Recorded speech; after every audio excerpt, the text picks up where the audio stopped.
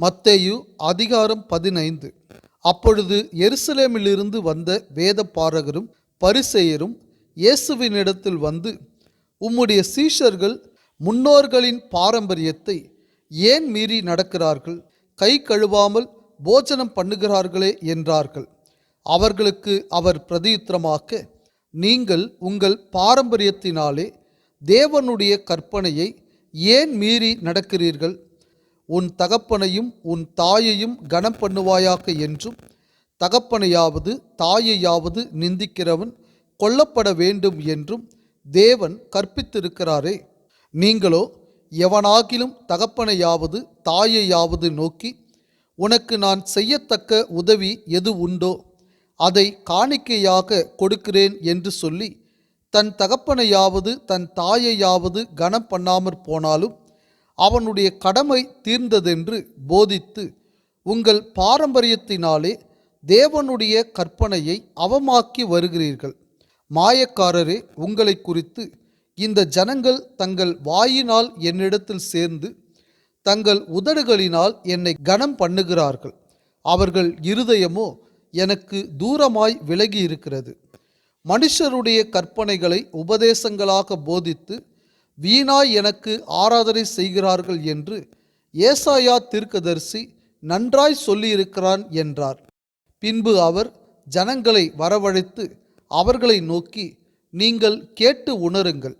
வாய்க்குள்ளே போகிறது மனுஷனை தீட்டுப்படுத்தாது, வாயிலிருந்து புறப்படுகிறதே மனுஷனை தீட்டுப்படுத்தும் என்றார். அப்பொழுது அவருடைய சீஷர்கள் அவரிடத்தில் வந்து, பரிசேயர் இந்த வசனத்தை கேட்டு இடறல் அடைந்தார்கள் என்று அறிவீரா என்றார்கள். அவர் பிரதியுத்தரமாக, என் பரமபிதா நடாத நாற்றெல்லாம் வேரோடே பிடுங்கப்படும். அவர்களை விட்டுவிடுங்கள். அவர்கள் குருடருக்கு வழிகாட்டுகிற குருடராய் இருக்கிறார்கள். குருடனுக்கு குருடன் வழிகாட்டினால் இருவரும் குழியிலே விழுவார்களே என்றார். அப்பொழுது பேதுரு அவரை நோக்கி, இந்த உவமையை எங்களுக்கு வெளிப்படுத்த வேண்டும் என்றார். அதற்கு இயேசு, நீங்களும் இன்னும் உணர்வில்லாதவர்களாய் இருக்கிறீர்களா? வாய்க்குள்ளே போகிறதெல்லாம் வயிற்றில் சென்று ஆசன வழியாய் கழிந்து போம் என்பதை நீங்கள் இன்னும் அறியவில்லையா? வாயிலிருந்து புறப்படுகிறவைகள் இருதயத்திலிருந்து புறப்பட்டு வரும். அவைகளே மனுஷனை தீட்டுப்படுத்தும். எப்படியெனில், இருதயத்திலிருந்து பொல்லாத சிந்தனைகளும் கொலை பாதகங்களும் விபச்சாரங்களும் வேசித்தனங்களும் களவுகளும் பொய் சாட்சிகளும் தூஷணங்களும் புறப்பட்டு வரும். இவைகளே மனுஷனை தீட்டுப்படுத்தும். கை கழுவாமல் சாப்பிடுகிறது மனுஷனை தீட்டுப்படுத்தாது என்றார். பின்பு இயேசு அவ்விடம் விட்டு புறப்பட்டு தீரு சீதோன் பட்டணங்களில் திசைகளுக்கு போனார். அப்பொழுது அந்த திசைகளில் குடியிருக்கிற கானானிய ஸ்திரீ ஒருத்தி அவரிடத்தில் வந்து, ஆண்டவரே, தாவீதின் குமாரனே, எனக்கு இரங்கும். என் மகள் பிசாசினால் கொடிய வேதனைப்படுகிறாள் என்று சொல்லி கூப்பிட்டாள். அவளுக்கு பிரதியுத்தரமாக அவர் ஒரு வார்த்தையும் சொல்லவில்லை. அப்பொழுது அவருடைய சீஷர்கள் வந்து, இவள் நம்மை பின்தொடர்ந்து கூப்பிடுகிறாளே, இவளை அனுப்பிவிடும் என்று அவரை வேண்டிக் கொண்டார்கள். அதற்கு அவர், காணாமற் போன ஆடுகளாக்கிய இஸ்ரவேல் வீட்டாரிடத்திற்கு அனுப்பப்பட்டேனே அன்றி மற்றபடி அல்லவென்றார். அவள் வந்து, ஆண்டவரே, எனக்கு உதவி செய்யும் என்று அவரை பணிந்து கொண்டாள். அவர் அவளை நோக்கி, பிள்ளைகளின் அப்பத்தை எடுத்து நாய்க்குட்டிகளுக்கு போடுகிறது நல்லதல்ல என்றார்.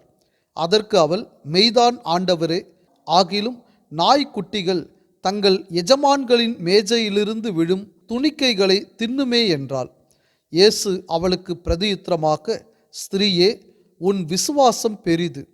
நீ விரும்புகிறபடி உனக்கு ஆக கடவது என்றார். அந்நேரமே அவள் மகள் ஆரோக்கியமானாள்.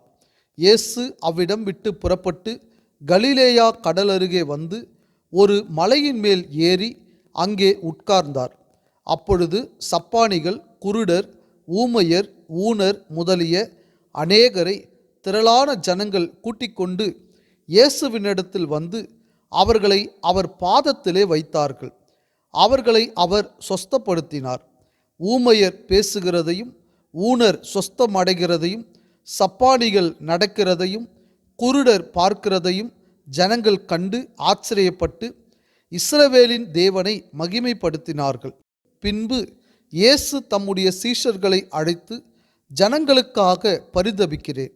இவர்கள் என்னிடத்தில் 3 நாள் தங்கியிருந்து சாப்பிட ஒன்றும் இல்லாதிருக்கிறார்கள். இவர்களை பட்டினியாய் அனுப்பிவிட எனக்கு மனதில்லை. வழியில் சோர்ந்து போவார்களே என்றார். அதற்கு அவருடைய சீஷர்கள், இவ்வளவு திரளான ஜனங்களுக்கு திருப்தி உண்டாகும்படி வேண்டிய அப்பங்கள் இந்த வனாந்தரத்திலே நமக்கு எப்படி அகப்படும் என்றார்கள். அதற்கு இயேசு, உங்களிடத்தில் எத்தனை அப்பங்கள் உண்டு என்று கேட்டார். அவர்கள் 7 அப்பங்களும் சில சிறு மீன்களும் உண்டு என்றார்கள். அப்பொழுது அவர் ஜனங்களை தரையில் பந்தி இருக்க கட்டளையிட்டு அந்த 7 அப்பங்களையும் அந்த மீன்களையும் எடுத்து ஸ்தோத்திரம் பண்ணி பிட்டு தம்முடைய சீஷர்களிடத்தில் கொடுத்தார். சீஷர்கள் ஜனங்களுக்கு பரிமாறினார்கள். எல்லாரும் சாப்பிட்டு திருப்தி அடைந்தார்கள். மீதியான துணிக்கைகளை 7 கூடை நிறைய எடுத்தார்கள்.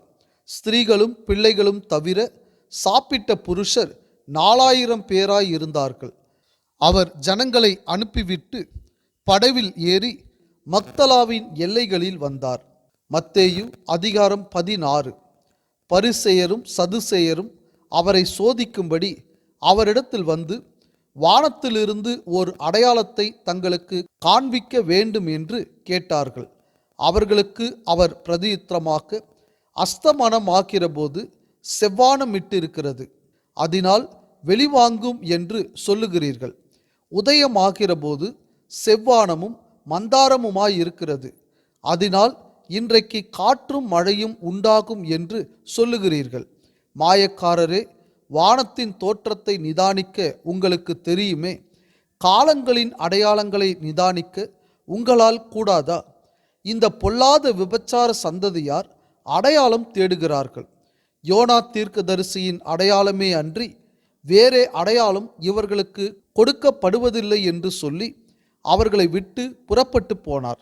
அவருடைய சீஷர்கள் அக்கறை சேர்ந்தபோது அப்பங்களை கொண்டு வர மறந்து போனார்கள்.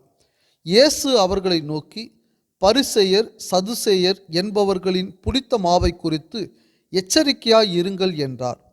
நாம் அப்பங்களை கொண்டு வராதபடியால் இப்படி சொல்லுகிறார் என்று அவர்கள் தங்களுக்குள்ளே யோசனை பண்ணி கொண்டார்கள். இயேசு அதை அறிந்து, அற்ப விசுவாசிகளே, அப்பங்களை கொண்டு வராததை குறித்து நீங்கள் உங்களுக்குள்ளே யோசனை பண்ணுகிறதென்ன? இன்னும் நீங்கள் உணரவில்லையா?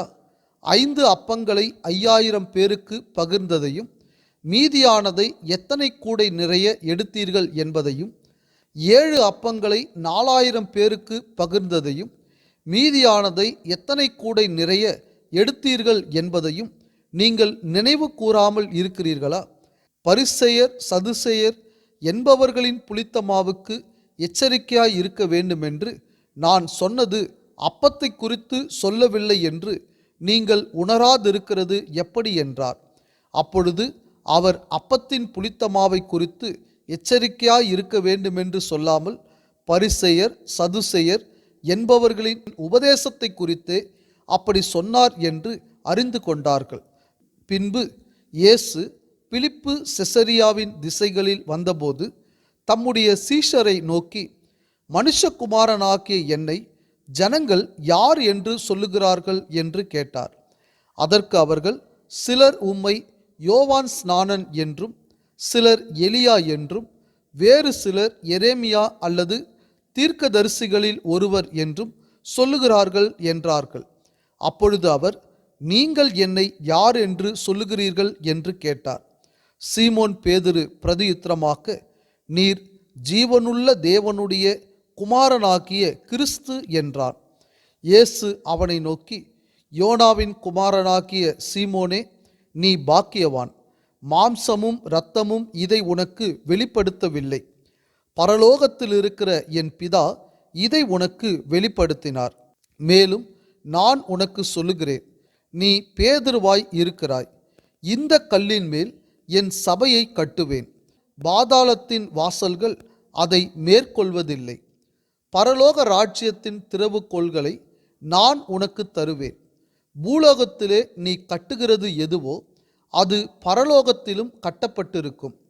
பூலோகத்திலே நீ கட்டவிழ்ப்பது எதுவோ அது பரலோகத்திலும் கட்டவிழ்க்கப்பட்டிருக்கும் என்றார். அப்பொழுது தாம் கிறிஸ்துவாக்கிய இயேசு என்று ஒருவருக்கும் சொல்லாதபடிக்கு தம்முடைய சீஷர்களுக்கு கட்டளையிட்டார்.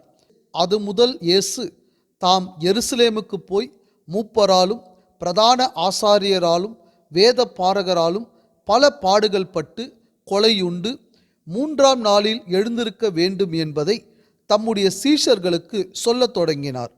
அப்பொழுது பேதுரு அவரை தனியே அழைத்து கொண்டு போய், ஆண்டவரே, இது உமக்கு நேரிடக்கூடாதே, இது உமக்கு சம்பவிப்பதில்லை என்று அவரை கடிந்து கொள்ளத் தொடங்கினான். அவரோ திரும்பி பேதுருவை பார்த்து, எனக்கு பின்னாகப் போ சாத்தானே, நீ எனக்கு இடறலாய் இருக்கிறாய். தேவனுக்கு ஏற்றவைகளை சிந்தியாமல் மனுஷருக்கு ஏற்றவைகளை சிந்திக்கிறாய் என்றார். அப்பொழுது இயேசு தம்முடைய சீஷர்களை நோக்கி, ஒருவன் என்னை பின்பற்றி வர விரும்பினால் அவன் தன்னைத்தான் வெறுத்து தன் சிலுவையை எடுத்துக்கொண்டு என்னை பின்பற்ற கடவன். தன் ஜீவனை இரட்சிக்க விரும்புகிறவன் அதை இழந்து போவான்.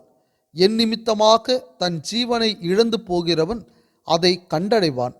மனுஷன் உலகம் முழுவதையும் ஆதாயப்படுத்தி கொண்டாலும் தன் ஜீவனை நஷ்டப்படுத்தினால் அவனுக்கு லாபம் என்ன? மனுஷன் தன் ஜீவனுக்கு ஈடாக என்னத்தை கொடுப்பான்?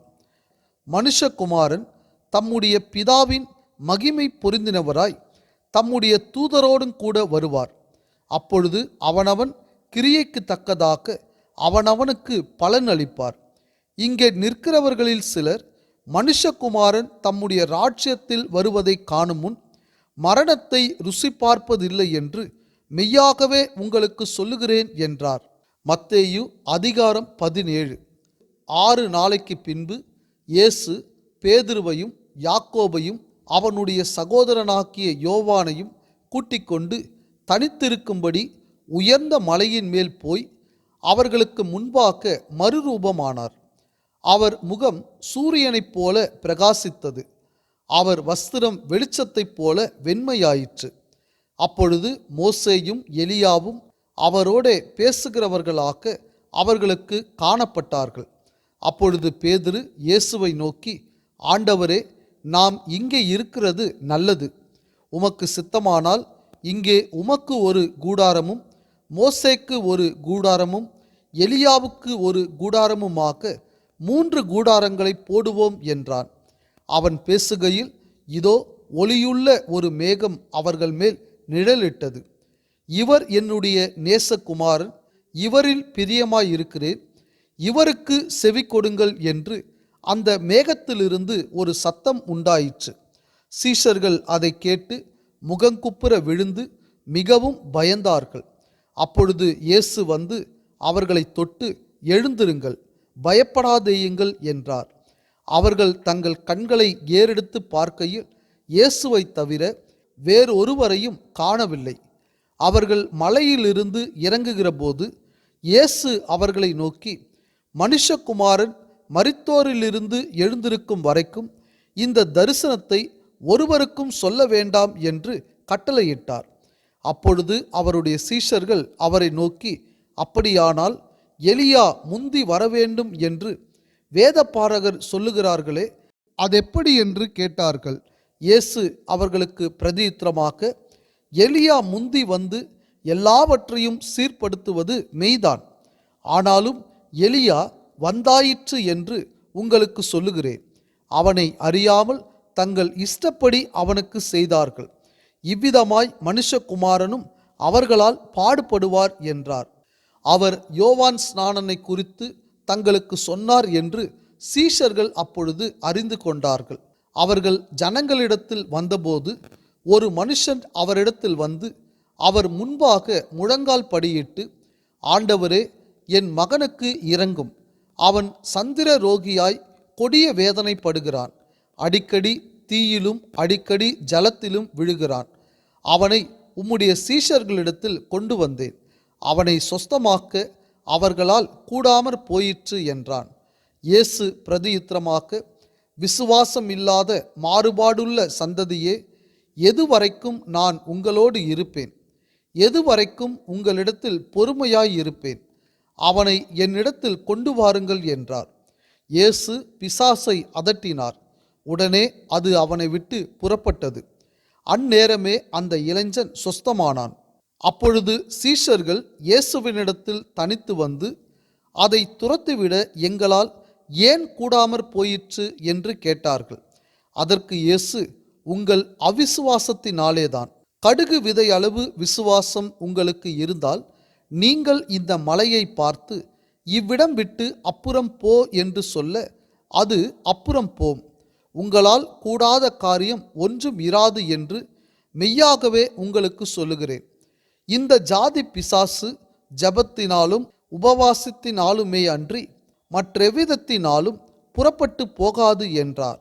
அவர்கள் கலிலேயாவிலே சஞ்சரிக்கும் போது இயேசு அவர்களை நோக்கி, மனுஷகுமாரன் மனுஷர் கைகளில் ஒப்பு கொடுக்கப்படுவார். அவர்கள் அவரை கொலை செய்வார்கள்.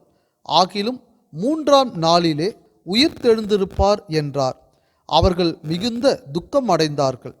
அவர்கள் கப்பர்நகூமில் வந்தபோது வரிப்பணம் வாங்குகிறவர்கள் பேதுருவினிடத்தில் வந்து, உங்கள் போதகர் வரிப்பணம் செலுத்துகிறதில்லையா என்று கேட்டார்கள். செலுத்துகிறார் என்றான்.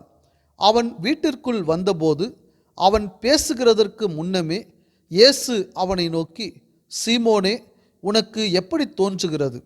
பூமியின் ராஜாக்கள் தீர்வையையும் வரியையும் தங்கள் பிள்ளைகளிடத்திலோ அந்நியரிடத்திலோ யாரிடத்தில் வாங்குகிறார்கள் என்று கேட்டார். அதற்கு பேதுரு, அந்நியரிடத்தில் வாங்குகிறார்கள் என்றான். இயேசு அவனை நோக்கி, அப்படியானால் பிள்ளைகள் அதை செலுத்த வேண்டுவதில்லையே. ஆகிலும் நாம் அவர்களுக்கு இடரலாய் இராதபடிக்கு நீ கடலுக்கு போய் தூண்டில் போட்டு முதலாவது அகப்படுகிற மீனை பிடித்து அதன் வாயை திறந்து பார். ஒரு வெள்ளி பணத்தை காண்பாய். அதை எடுத்து எனக்காகவும் உனக்காகவும் அவர்களிடத்தில் கொடு என்றார்.